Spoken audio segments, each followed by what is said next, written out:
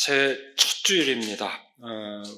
동시에 우리 천안살림교회 창립 24주년 기념주일입니다. 새해 첫 주일 마음가짐을 새롭게 하는 때 더불어서 우리 교회 공동체의 꿈을 새삼 확인하는 그런 때입니다.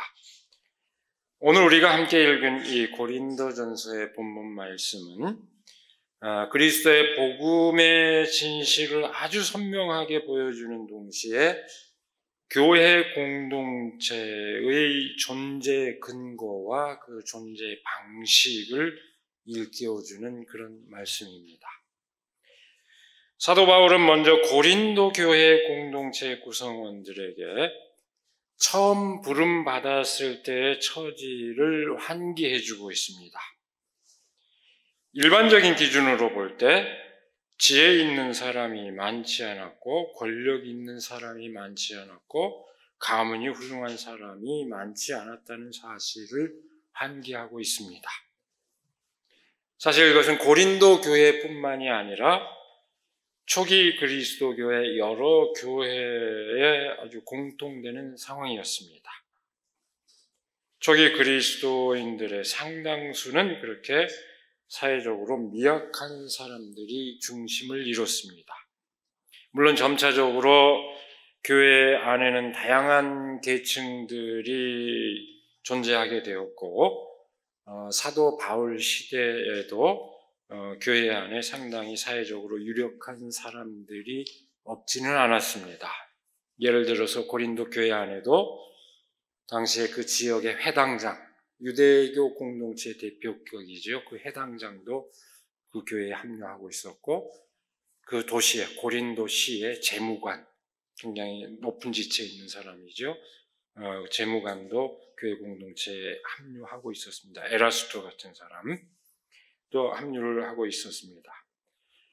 그러나 대체로 초기 교회 구성원의 대다수는 사회적으로 유력한 지위에 있는 사람들이 아니었습니다. 심지어는 노예 신분이었던 사람들도 있었습니다.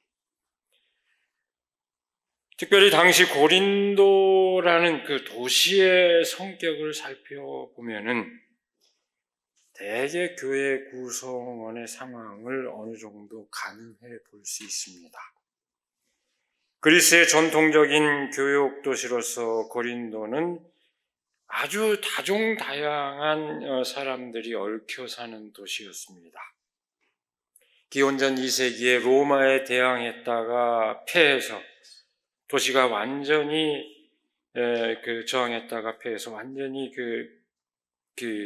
파괴되었지만 잔혹하게 파괴되어서 거의 한 세기 가까이 폐허로 남아 있었지만 다시 기원전 44년에 유명한 줄리어스 시저, 율리우스 케사르에 의해서 다시 복원이 됐습니다.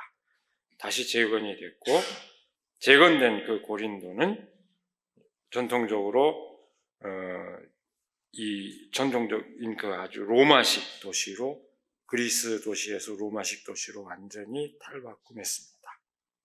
그러니까 전통적인 그 질서가 완전히 해체되고 새롭게 구성된 그 고린도는 그야말로 뿌리 뽑힌 다종다양한 사람들이 몰려들기에 아주 적합한 도시가 되었습니다.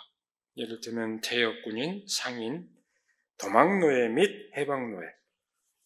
도망쳐 나온 노예도 있는가 하면 해방노예라고 하는 것은 법적으로 완전히 해방되지는 않았지만 소유주가 없는, 그러니까 사실상 자유롭게 움직이는 그런 노예들이 다수 포함되었습니다. 그야말로 다종다양한 사람, 어중이 떠중이라고 하죠. 온갖 사람들이 다 모여서 여러 종류의 사람들이 모여 사는 도시였습니다. 그것은 그 도시가 아주 평화스러운 코스모폴리탄 도시라는 것을 뜻하지는 않습니다. 고대에는 그런 속담이 있었을 정도입니다. 고린도에는 매일 갈 수 있는 게 아니다. 이건 고린도가 그만큼 겉으로 보기에 화려하고 환락에 즐길 수 있는 그런 도시였다는 것을 뜻합니다. 겉으로 보기에는 그랬을지 모르지만 사실은 부유한 이들이 상업적인 이익에 몰두할 때 그들을 떠받치는 가난한 사람들의 고달픈 삶이 그 밑바탕에 있었다는 것을 뜻합니다. 그것이 그 도시의 성격입니다. 고린도 교회의 처음 구성원은 그 밑바탕 사람들이 중심을 이뤘습니다. 그러기에 고린도 교회는 그 도시가 안고 있는 문제점을 어떤 면에서 그대로 대응하고 있기도 했습니다. 여러분, 제가 기회 있을 때마다 얘기합니다만 고린도 교회처럼 문제가 많은 교회가 없었습니다. 그대로 안고 있었습니다. 다양한 뿌리를 가지고 있는 사람들은 하나 되기도 쉽지 않았습니다. 게다가 고린도 교회 안은 여러 사람들이 이동하는 교육도시에 있기 때문에 여러 사람들이 들어와서 여러 가르침들이 유포되었고 사람들마다 저마다 자기가 옳다고 주장하는 그런 형국이었습니다. 사도 바울은 바로 그런 상황 가운데서 공동체 구성원의 공통 기반이자 그 공동체, 그 원점에 대해서 환기하면서 그것이 갖는 중대한 의미를 덧붙여 말합니다. 그 의미가 뭡니까? 하나님께서는 지혜 있는 자들을 부끄럽게 하시려고 세상에 어리석은 것을 택하셨으며 강한 자들을 부끄럽게 하시려고 세상에 약한 것을 택하셨습니다. 하나님께서는 세상에서 비천한 것과 멸시받는 것을 택하셨으니 곧 잘났다고 하는 것들을 없애려고 아무것도 아닌 것들을 택하셨습니다. 그것은 아무도 하나님 앞에서 자랑하지 못하게 하시려는 것입니다. 여러분, 이 말씀의 진수는 구약에서부터 신약에 이르기까지 일관된 그 진실입니다. 아주 익숙한 말씀입니다. 하나님께서는 이집트에서 억압받고 보잘것없는 백성을 선택해서 약속의 상대로 삼으셨습니다. 예수님 역시 가장 가난하고 가장 연약한 사람들을 하나님 나라의 주인공으로 선포했습니다. 사도 바울에게서도 사회적으로 유력하지 않은 이들을 중심으로 하는 교회 공동체는 각별한 의미를 지녔습니다. 오히려 세상에 유력한 사람들을 부끄럽게 하고 하나님 앞에서 그 누구도 자신을 자랑하지 않도록 하기 위한 뜻을 지닙니다. 이것은 실제 상황을 확인하는 것에 그치지 않습니다. 오히려 그 조건이 진정으로 구원의 사건에 동참하는 공동체를 이루는 요체라는 것을 말합니다. 결여된 존재들로서, 부족한 존재들로서 완전한 구원의 공동체를 이룬다는 신학적 통찰입니다.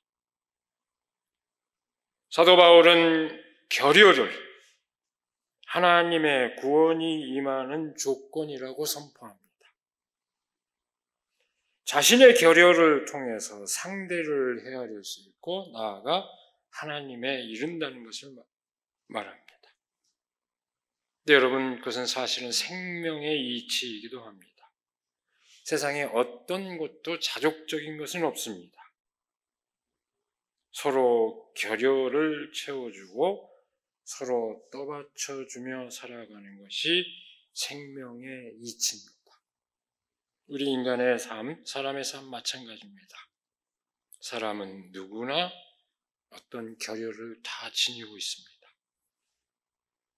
누구에게나 부족한 구석이 있고 누구에게나 아픈 구석이 있습니다. 여러분들 삶을 한번 다 돌아보시기 바랍니다. 그것이 사람들의 유대를 만들어냅니다. 그것은 또한 진정한 의미의 공동체의 본질입니다.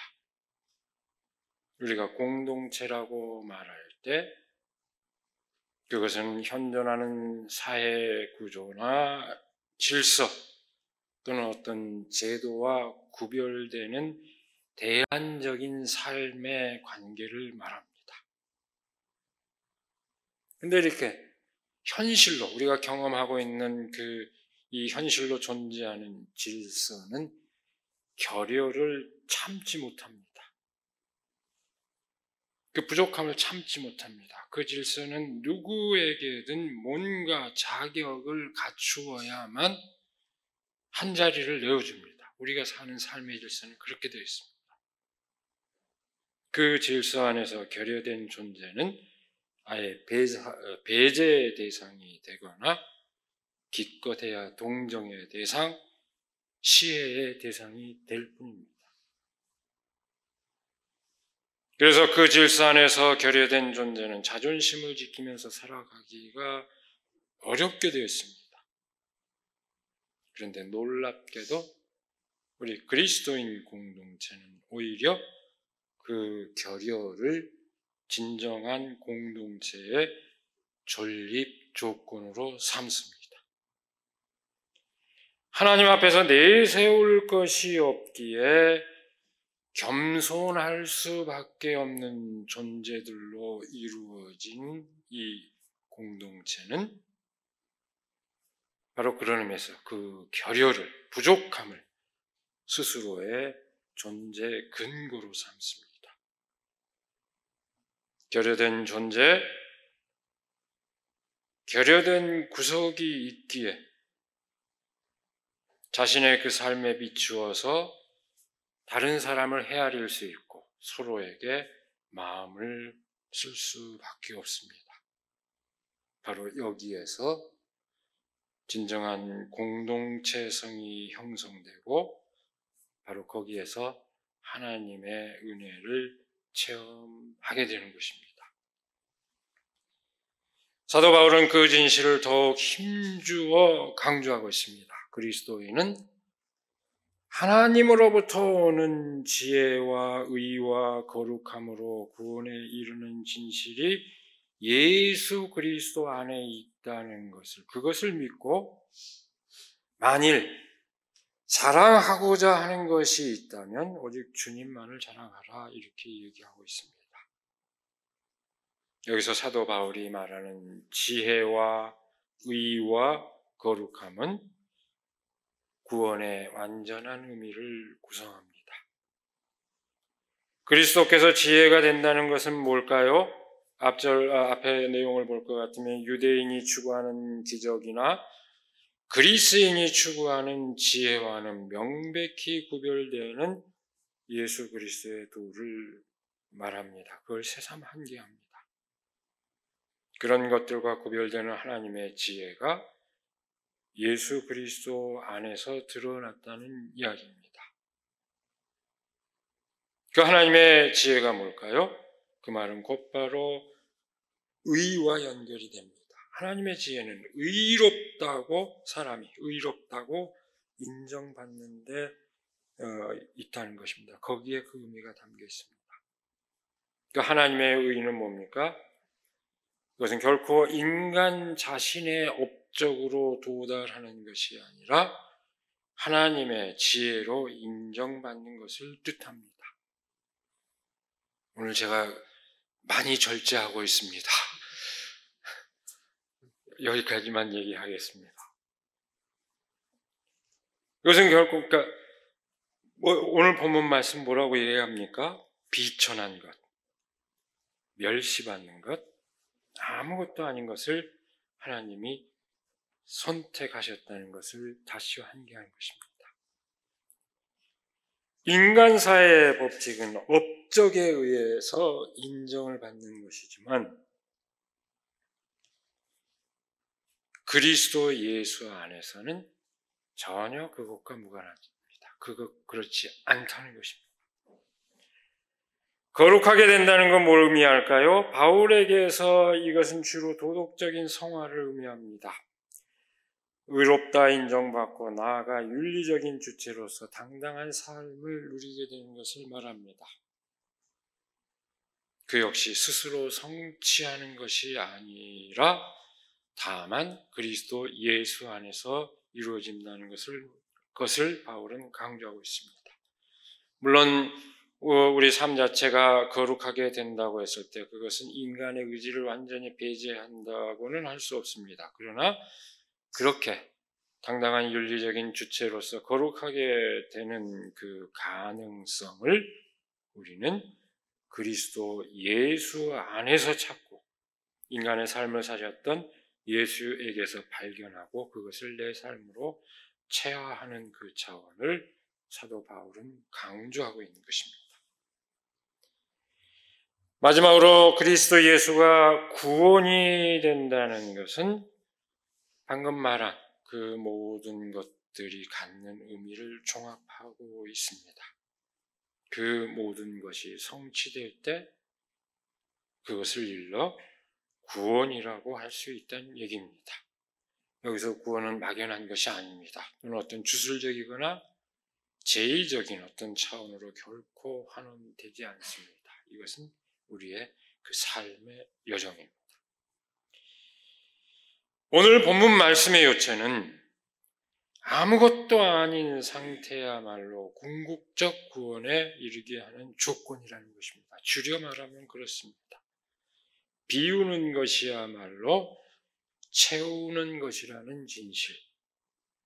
한계를 인식해야 그 한계를 넘어설 수 있다는 진실. 내 것이 별것이 아니라는 것을 알아야 다른 사람과 더불어서 진정으로 풍요로움을 누리는 진실.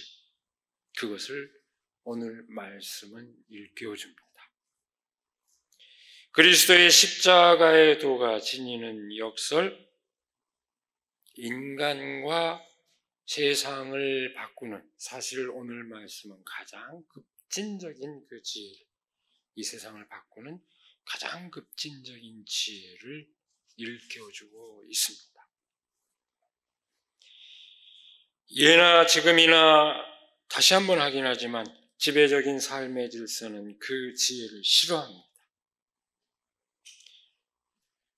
뭔가 내세울 것이 있어야 그 존재가 인정됩니다. 어쩌면 인간이 현실적인 삶을 유지하기 위해서 자기가 갖춘 것을 끊임없이 확인하는 것은 그런 삶의 조건 속에서 불가피한지 모릅니다. 그런 삶의 조건에 우리가 매여 있기 때문에 그렇습니다. 그러나 본문 말씀은 그것을 끊임없이 되돌아볼 걸 요구합니다. 끊임없이 상대화해서 우리가 성취한 것, 우리가 가진 것을 상대화해서 되돌아볼 것을 요구합니다. 그것이 나만의 성취가 아니라는 진실을 일깨워주고 있고 그럼으로써 타인을 받아들이며 진정으로 풍요로운 삶을 살 수 있다는 진실을 오늘 말씀은 우리에게 일깨워주고 있습니다. 새롭게 맞이하는 한 해를 또 어떤 마음가짐으로 우리는 살아가야 할까요? 내가 누리는 삶이 나만의 노력으로 이루어지지 않은 그 진실을 새기시기 바랍니다. 끊임없이 나의 결여를 채워주는, 나의 부족함을 채워주는 그 누군가의 손길로 내 삶이 가능하다는 진실을 여러분 새기시기 바랍니다. 우리의 교회가 오늘로 24주년을 맞이했고 이제 25년을 앞두고 있습니다. 제가 종종 얘기해 왔습니다마는 원래 제 인생 여정에 목회 계획이 없었던 사람이 목회를 하게 되고 또 교회를 새로 시작하면서 가장 절감한 것이 은총이요 은혜였습니다. 보이지 않는 많은 사람들의 기도와 격려, 지금 이 자리에 함께 하지 않지만 많이 있습니다. 그리고 여러분, 그런 의미에서 저는 보이지 않지만 끊임없이 우리 잠시라도 이렇게 들러보고자 하는 분들이 우리 오는 것도 예사롭지 않게 생각합니다. 그분들이 우리 교회를 향한 시선이요, 기대입니다. 그걸 우리는 그런 시선을 안고 지금까지 지속해왔습니다. 그리고 지금까지 바로 여기에 계시는 여러분을 모두를 포함해서 공동체를 구성해온 많은 사람들의 헌신과 봉사가 이 공동체를 살아남게 했습니다. 저는 누가 교회에서 뒤에서 물어보면 살아남았습니다 라는 표현을 자주 씁니다. 최근에 들어서. 이 가운데 나중에 얘기하죠. 자제를 하겠습니다. 그 의미에 저는 살아남았습니다라고 얘기합니다. 거기에는 많은 그런 보이지 않는 분들의 기대와 지원, 이 공동체를 지금까지 구성해왔던 모든 분들의 헌신과 노고가 있습니다. 오늘 주어진 말씀을 따라 거듭 우리의 교회가 지향해야 할 바를 확인합니다. 각기 가진 것의 양적 총합으로서 교회보다는 서로에게 결여된 것을 상호 보완함으로써 질적으로 다른 관계를 형성하는 그런 교회가 되기를 바랍니다. 어른의 경륜과 젊은이의 활력이 서로를 보완하고 높은 안목으로 통찰하는 지혜와 바닥에서의 경험이 서로를 보완하는 그런 관계 안에서 구원의 기쁨을 누리는 교회가 되기를 바랍니다. 오늘 우리는 또한 제4기 장로를 피택하는 절차를 예정하고 있습니다. 바로 교회에 그 정신을 구현하기 위해서 함께 마음을 모으고 지혜를 모으기 바랍니다. 여기에 어떤 말도 더 덧붙이지 않겠습니다. 세상이나 교회나 모두 자기를 자랑하기에 급급한 현실 가운데서 진실로 자랑할 것을 자랑하는 우리가 되기를 이 시간에 간절히 기원합니다. 기도하겠습니다. 우리에게 귀한 삶을 허락하여 주시고 또 지난 시간을 돌이켜보며 새로운 시간을 맞이하게 하여 주시는 그 은혜를 감사드립니다. 또 지난 시간 동안 이 교회를 세우시고 인도하여 주신 그 은혜를 새기며 또 이 교회가 이 땅에서 감당해야 할 몫이 무엇인지 새롭게 새기고 또 뜻을 찾을 수 있도록 하여 주시는 은혜를 감사드립니다. 스스로 잘나서가 아니라 하나님께서 베푸시는 그 은혜에 의존해서 더불어 그 가운데서 다른 사람들의 노고와 헌신에 의해서 나의 삶이 가능해지는 그 진실을 늘 새기게 하여 주시옵고 그 뜻을 이 땅에 이루는 우리 한 사람 한 사람 또한 이 교회의 공동체가 될 수 있도록 하나님 인도하여 주시옵소서. 우리 주 예수 그리스도의 이름으로 기도드리옵나이다. 아멘.